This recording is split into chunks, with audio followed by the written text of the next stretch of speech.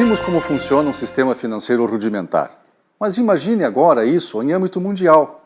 Imagine que países trocam mercadorias, países trocam serviços. Como funciona isso a nível mundial? Pois bem, tivemos inclusive duas grandes guerras mundiais no século passado causadas por problemas comerciais.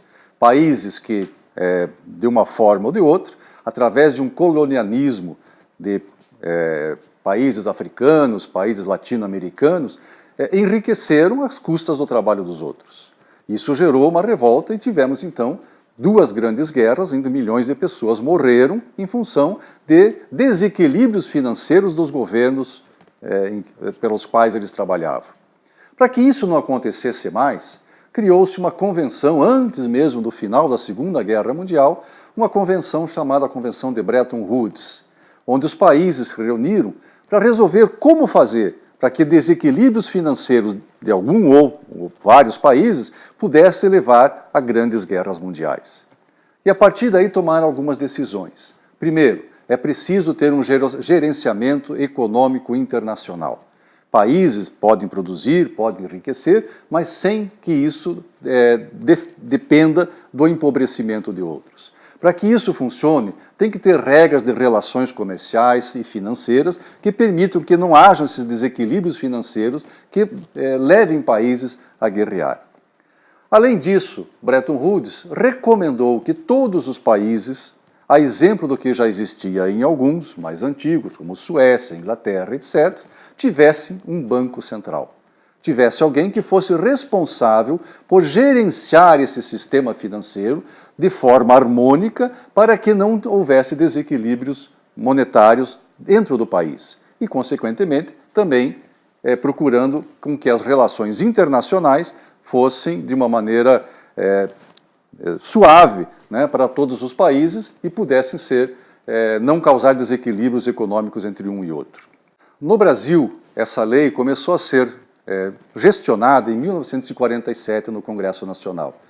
E aí teve a criação da Superintendência da Moeda e do Crédito, que tinha uma função parecida com a do Banco Central.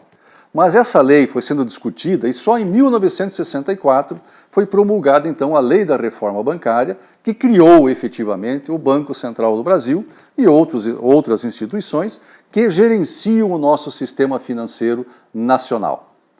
Então o Banco Central assume as funções da SUMOC e também administra, na época, as contas do Tesouro Nacional e as contas internacionais do Brasil.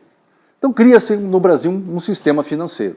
Para que serve esse sistema financeiro? O sistema financeiro é um conjunto de instituições financeiras e instrumentos financeiros que visam transferir recursos de agentes econômicos superavitários, sejam pessoas, empresas, governos, para os agentes deficitários.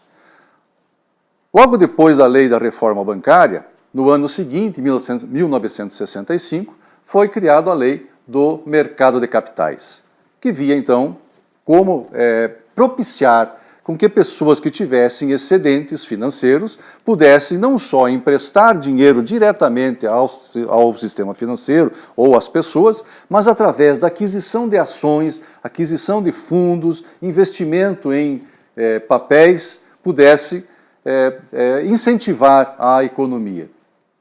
Então esse mercado passa a funcionar no Brasil. Passamos a ter bolsas de valores mais incrementadas, passamos a ter investidores mais interessados e começa então todo um processo de fortificação do sistema financeiro brasileiro.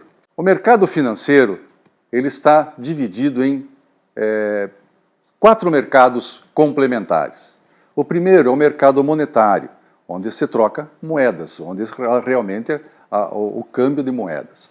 E o mercado de crédito. O mercado de crédito é onde pessoas superavitárias emprestam dinheiro para os deficitários.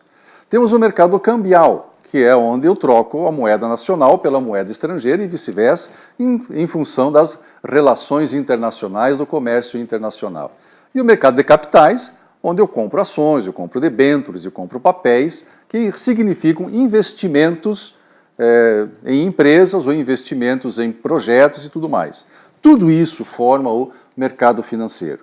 Então vejam que o mercado financeiro, daquele escambo, da troca do peixe pela farinha, hoje ele tem uma amplitude muito maior. E nós precisamos conhecer como funciona cada segmento desse mercado, porque nós agora estamos inseridos como gestores de instituição financeira.